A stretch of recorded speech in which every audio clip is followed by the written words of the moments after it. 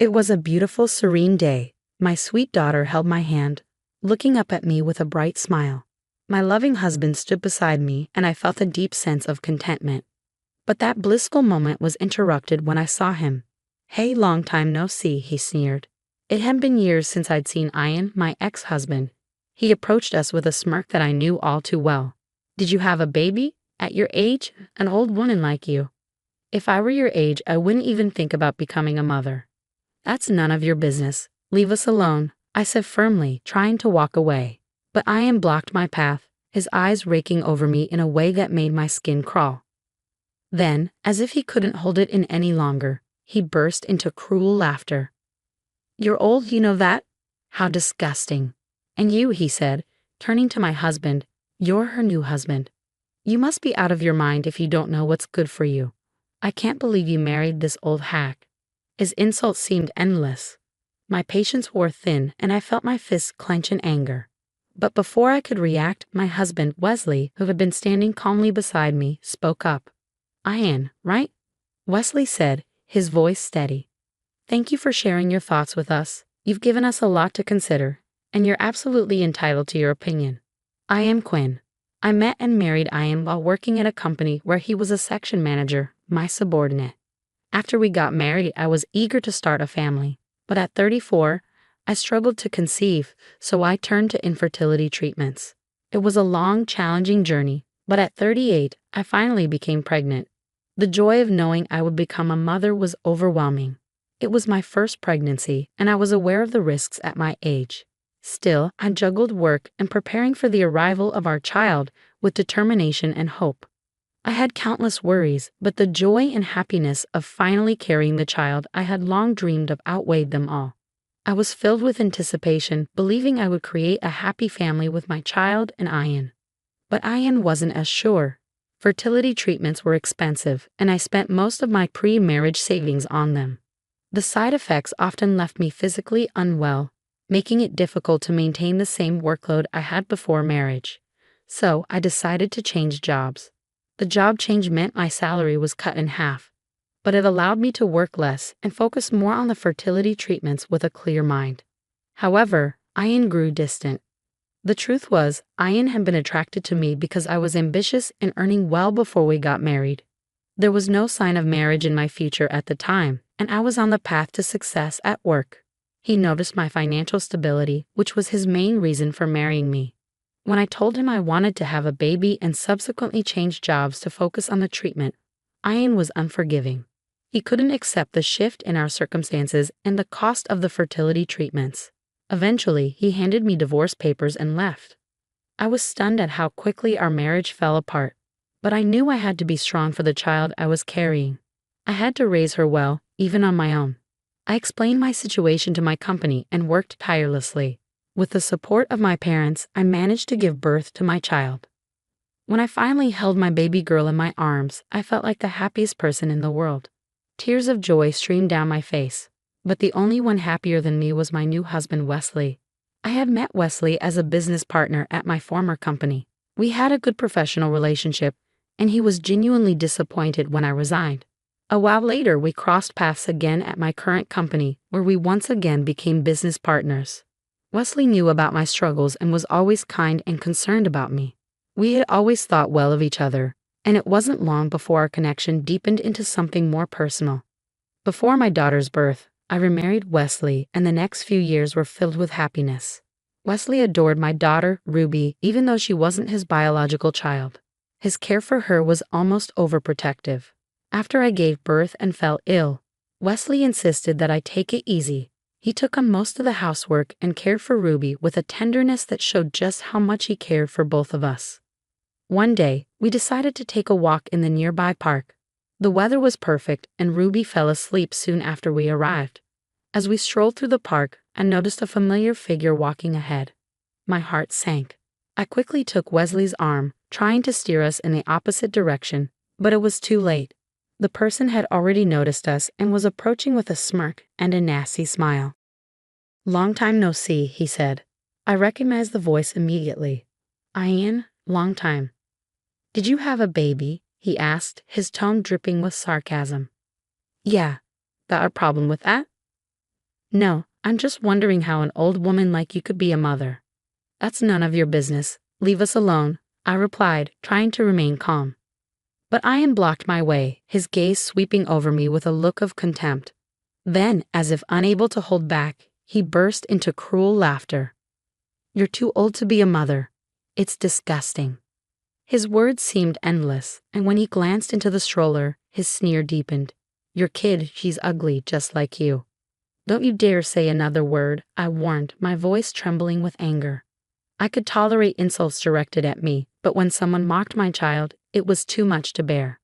Ian narrowed his eyes in amusement as I took a step forward. Before I could say anything, he quickly shifted his gaze to the side, locking eyes with Wesley, who stood right beside me. I can't believe anyone would marry this old hag, Ian sneered, and she's got a kid with someone else too. Really, stop it, I snapped. It's got nothing to do with you. Ian ignored me, his smirk growing as he continued.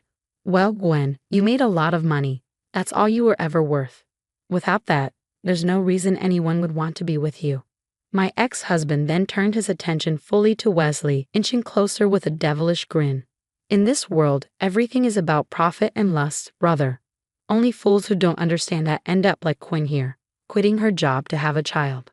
Those who don't get the game of profit and loss are destined to fail. You'd better watch out too, Mr. New Husband. Maybe you're the kind of person who doesn't understand profit and loss either, marrying someone like Quinn. Ian's loud, mocking laughter echoed through the peaceful park. His words, spoken in front of me, my child, and Wesley, were unbearable. I clenched my fists, unable to tolerate it any longer, and was about to confront him when Wesley, who had been silently observing the situation, gently restrained me. Quinn, wait. Calm down, Wesley said softly. Wesley, I can't stay silent after being told something like that. I protested. I understand how you feel, he replied, his voice calm and steady, but violence isn't the answer. Wesley smiled at me reassuringly, and I slowly lowered my fists. Quinn, he asked gently, do you know this gentleman? He used to be one of my subordinates at the company I worked for. I replied, deliberately leaving out the fact that Ian was my ex-husband. I didn't want to admit that I had once been married to such a horrible person, but Wesley already seemed to understand. He smiled knowingly and nodded in understanding. So it was you, Wesley said calmly, then turned to me. Quinn, take care of Ruby for me, okay. He handed me the stroller and stepped forward, positioning himself between us and Ian. Wesley looked directly at Ian, his usual soft smile never wavering. Ian, right? Thank you for sharing your thoughts with us. You're absolutely right. Profit and loss are very important, not just financially, but also when it comes to the people in our lives. Sometimes it's wise to think in those terms. What you said is reasonable and important. Ian, misinterpreting Wesley's words, grinned even wider. Well, you're not as stupid as I thought you were. Then you shouldn't be with Quinn, you know better. He shot me a smug glance, then put his hand on Wesley's shoulder, assuming he had found an ally. But Wesley brushed Ian's hand away, continuing calmly. You know my father owns a business, and in business, calculating profit and loss is crucial. That's why I'll definitely share what you said today with him. Ian, still not grasping the situation, asked with a hint of curiosity, Is your father present? If you want, I can talk to him directly, Ian offered, his eyes lighting up with the prospect of a potential opportunity. It was obvious he still craved money and status, despite the way he had just mocked me. I was beyond amazed at how quickly he could shift his demeanor when he saw a chance to gain something. I know you're probably busy, Ian, so I'll let my father know. I'm sure he'll be in touch with you soon, Wesley replied smoothly. Well then, I'll leave you alone for today, Ian said, clearly satisfied with himself. With that, Wesley gently took Ruby and me by the hand and led us away. As we walked past Ian, he glanced down at me with a look that almost resembled pity. I couldn't help but feel a small pang of it for him as well, knowing that Wesley's offer wasn't what Ian imagined. Ian's naivety in taking it at face value was almost admirable. What Ian didn't realize was that Wesley's father was the president of a company that held significant sway over the firm Ian worked for. Wesley, although not working in his father's company at the moment, was gaining experience in the business world on his own. This was likely why Ian had no idea who Wesley really was.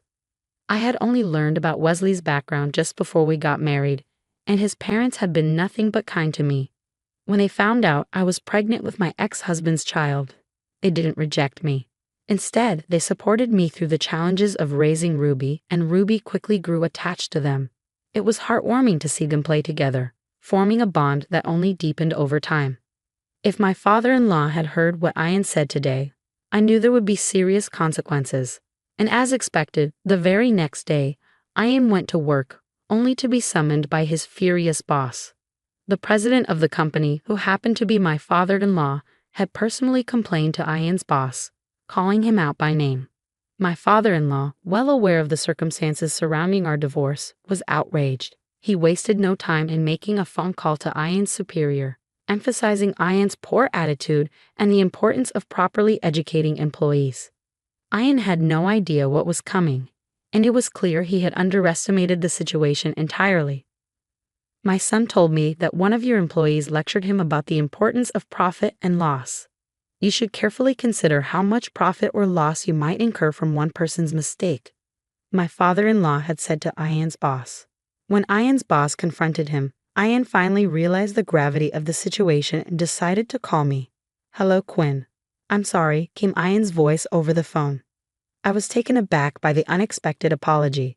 I knew he might reach out eventually, but I hadn't expected it to happen so soon.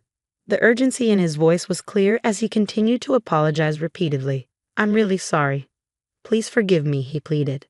"Forgive you?" I thought to myself. "After you mocked us like that? What's wrong?" I asked, a hint of sarcasm in my tone. "Did you hear from my father-in-law?" I could hear him choke on the other end, clearly unsettled. "Yes, he gave me your kind advice. I'm really sorry." "I apologize," Ian stammered. "I'd like to apologize to your current husband and the president in person." "Did your boss tell you to do this?" I asked, seeing right through his sudden remorse. "Yes," he admitted, sounding desperate. "I was told not to return to the company until I apologize in person and get your forgiveness. Please help me. We were married once." His voice trailed off, filled with desperation. "Please, Quinn." "Quit it." I cut him off, my voice firm. "You've only ever seen me as someone who earns good money, haven't you? Now you're getting carried away, trying to crawl back when things go wrong. You were the one who said it's all about profit and loss, right? Well, for me, it's a loss to keep you anywhere near my husband and father-in-law. Talking to someone who made fun of my daughter and my husband, it's nothing but a waste of time for me." I paused, letting the words sink in. "So, if you understand, don't call me again." No, Ian's voice grew more desperate. But I hung up before he could finish. He had said countless horrible things to me over the years, and while I might not have said everything I wanted to, at least now, I felt a small sense of satisfaction. I could only imagine the panic Ian must be feeling at this moment. Not long after, rumors about Ian's behavior began to spread throughout the industry. He had always had a tendency to look down on others, and his reputation had never been good. When we worked together, I often found myself cleaning up his messes. But after I left, there was no one to cover for him anymore, and frustrations with Ian began to build both within his company and outside it. Then this incident happened. Ian's boss was furious with him. My father-in-law's company was one of their biggest clients. In the end, Ian couldn't stay at the company and ended up quitting. Now he was struggling to find a new job. One day, I received a long email from Ian, begging me to help him find work. In one part of the email, he even wrote, "I know I said some terrible things, but I really love you, Quinn." How disgusting. I had heard rumors that after our divorce, Ian had started dating a much younger woman. But now, with no job and no prospects, he seemed lost, unable to find his way back to the life he once had. So she left him. It's true what they say, you get what you deserve. Ian kept sending me emails, insisting, "I want you to help me because it's your fault I'm in this pitiful situation," or claiming, "You should help me because I still love you." It's the very definition of karmic retribution. I've been ignoring all the emails, but lately the frequency has been increasing. I'm seriously considering blocking him altogether. Meanwhile, I'm still living a happy life with my loving husband Wesley and our daughter Ruby. Recently, Ruby has started talking, and I can't take my eyes off her. She's growing up so fast, and Wesley, my in-laws, and I are all so in love with her. I want to keep this family happy forever.